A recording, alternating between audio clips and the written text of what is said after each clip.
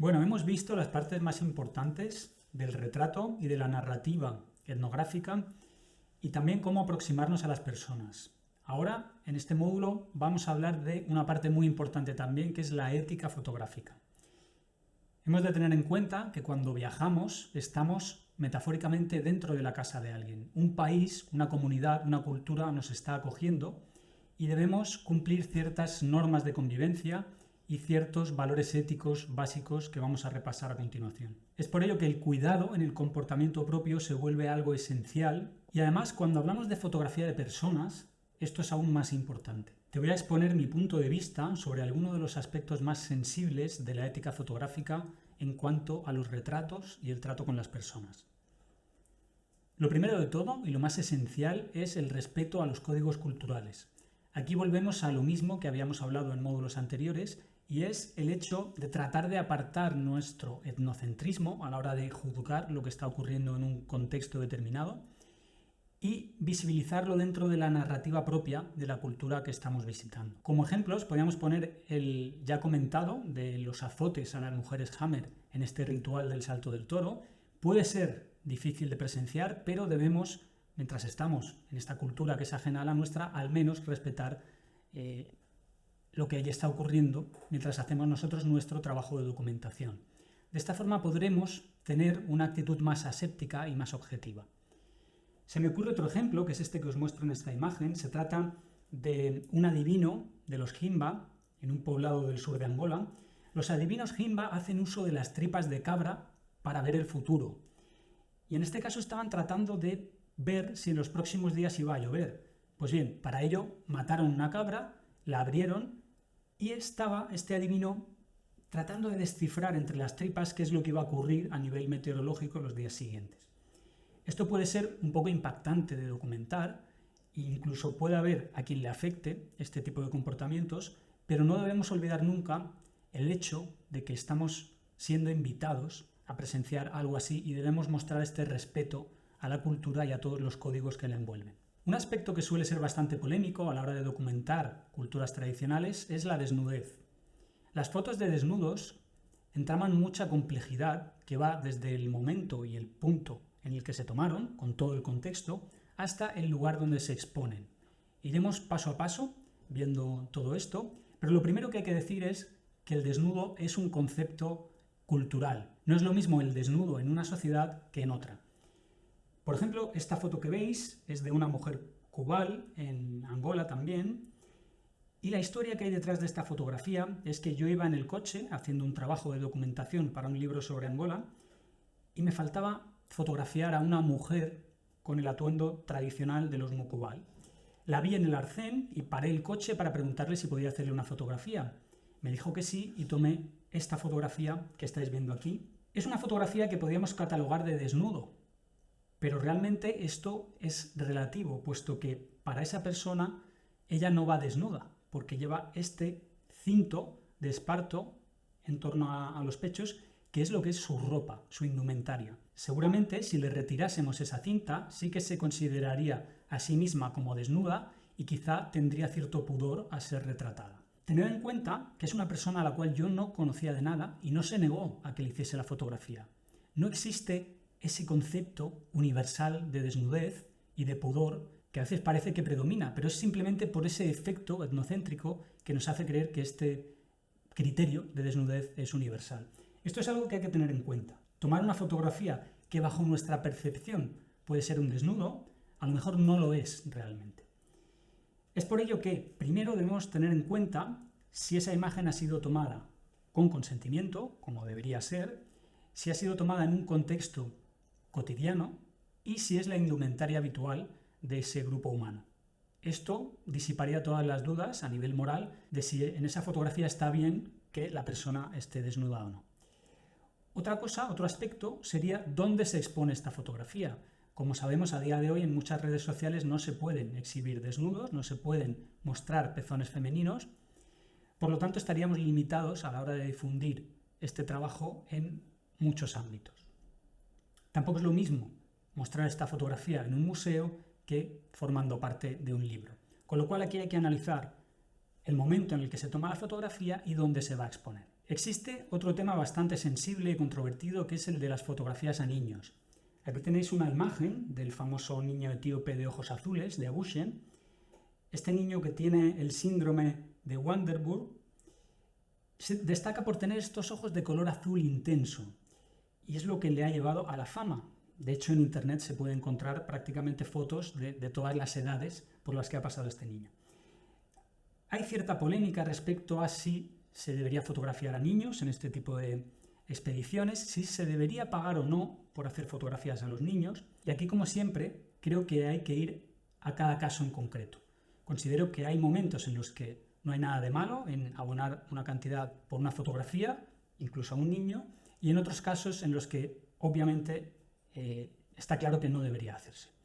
Lo que sí debemos evitar, una vez más, es este análisis etnocéntrico que nos puede llevar a pensar que el niño debería estar en el colegio. En muchos casos debería ser así, pero en otros no necesariamente. Hay sociedades donde se ve la escolarización de los niños como una imposición, incluso puede ser motivo de la desaparición de muchas culturas. Este proceso homogenizador en el cual los gobiernos centrales obligan a la escolarización de los niños, en ocasiones es una ventaja para el futuro de estos menores y en otras ocasiones culmina con la desaparición de estas culturas minoritarias. Por lo tanto, hay que ir al detalle, hay que analizar cada caso en concreto para decidir si es ético o no pagar por una fotografía en general o pagar por una fotografía incluso a un niño. Otra duda que suele surgir es si preguntamos antes de hacer una fotografía o no.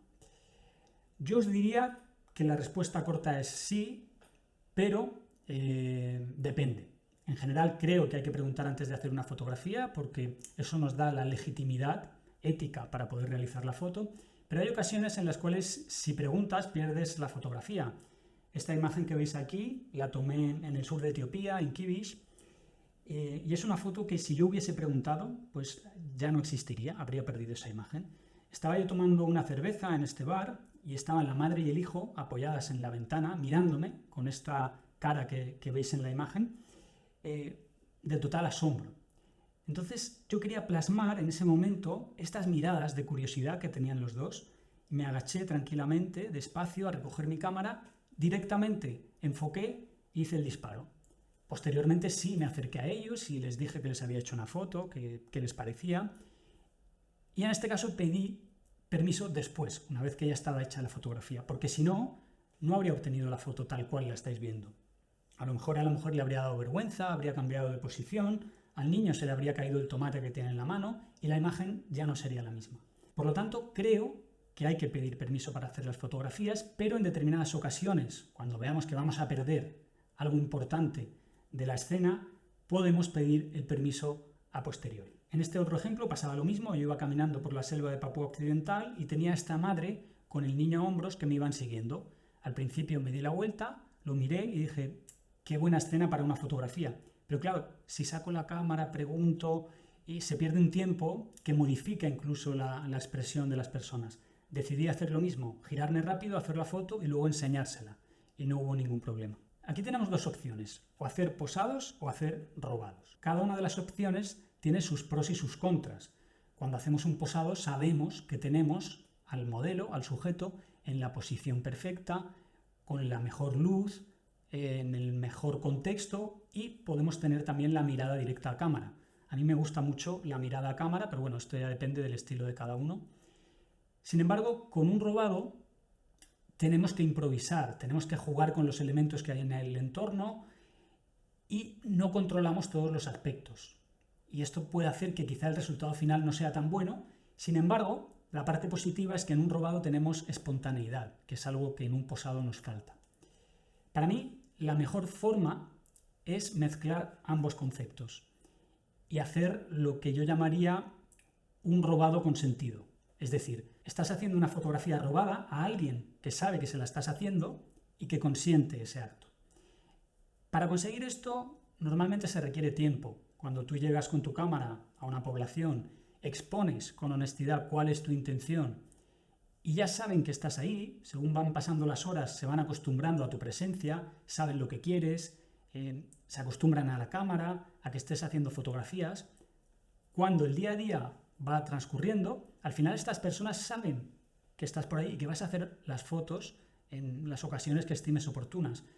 Y puedes conseguir esos robados que son consentidos y que incluso puedes modificar ligeramente diciéndole a la persona, mientras está haciendo su labor doméstica, que te mire y que te sonría. Con lo cual tienes todos los elementos positivos de un posado y también de un robado. Aquí os muestro un par de ejemplos de esta mujer que ya hemos visto en módulos anteriores. Se trata de Yoyo, del norte de Camerún, de los Bororo, y aquí ella estaba cocinando. Pero como ya llevábamos varios días en el poblado, ya sabía que estábamos haciendo fotos y como veis su expresión es mucho más natural. Aquí tenéis la fotografía en la cual ella está mirando a una compañera y sonriendo y cocinando, y en la siguiente le dije que mirase a cámara. Con lo cual tenemos varias versiones de la misma escena y podemos trabajar en cooperación con las personas locales. Otra pregunta que se plantea es la de pagar por una fotografía, ¿sí o no? Aquí no hay una respuesta universal, como ya hemos adelantado previamente. El pago por fotografía debe evaluarse en cada caso concreto. Hay circunstancias en las cuales no aconsejaría pagar por una fotografía, pues porque puede haber problemas de alcoholismo en la comunidad, por ejemplo, porque el pago pueda generar un efecto nocivo de cualquier tipo en ese poblado.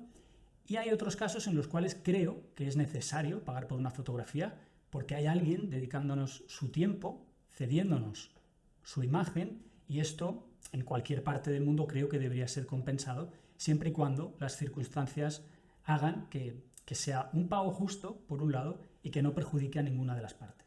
En estos casos, la negociación del pago se puede hacer de manera libre entre las dos partes, se puede pagar con materiales, con dinero, en algunos casos con comida o con algún otro tipo de acuerdo al que se llegue. Pero hay que tener en cuenta que el tiempo de estas personas tiene un valor y la información tiene un valor, sobre todo si posteriormente nosotros vamos a sacar un beneficio económico de estas imágenes.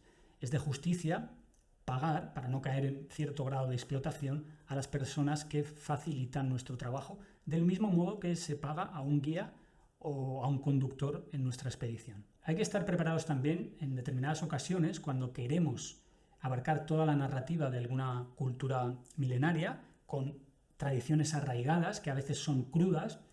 Estar preparados, como digo, para captar imágenes duras.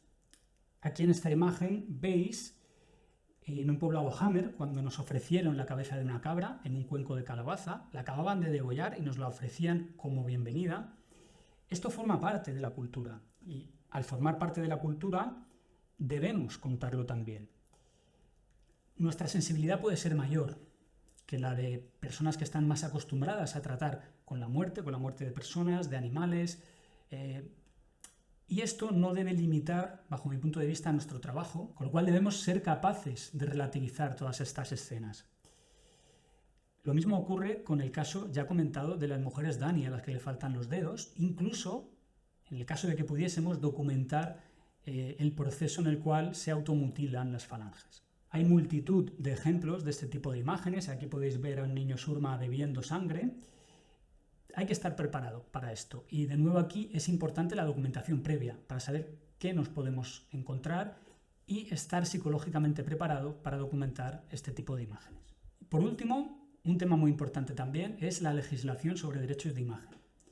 Aquí podríamos extendernos mucho, pero para simplificar hay que tener en cuenta dos criterios. El primero es dónde se tomó la imagen. Cada país tiene una legislación específica para la captura de imágenes de personas, para retratos.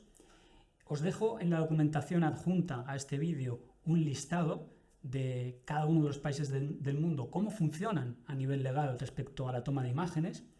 Y por otro lado tenemos que tener en cuenta dónde vamos a utilizar las imágenes y en qué contexto. En este sentido, en la Unión Europea se distinguen el uso privado de imágenes, es decir, una venta de una imagen para que alguien la tenga en su casa o no sea expuesta públicamente, un segundo tipo de licencia que es para exposición pública y un tercer tipo de licencia que es para anuncios. Una licencia con la cual tú puedes rentabilizar tu negocio o promocionar tu negocio haciendo uso de esa imagen. Por lo tanto, primero, tener claro cuáles son las normativas legales en el lugar donde estamos captando la imagen y luego, allí donde se vaya a exponer o a vender la fotografía, saber qué requisitos necesitamos para la explotación personal, pública o comercial de una imagen. Algunos de estos casos exigen un contrato firmado y otros no. Por lo tanto, deberíamos tener un poco estructurado cuál va a ser el origen y el destino de estas imágenes. Os dejo toda la información en la documentación adjunta y con esto acabamos el repaso a la parte de la ética fotográfica y vamos a ver qué podemos hacer una vez que volvemos a casa con todo nuestro material fotográfico, cómo podemos mejorarlo y explotarlo.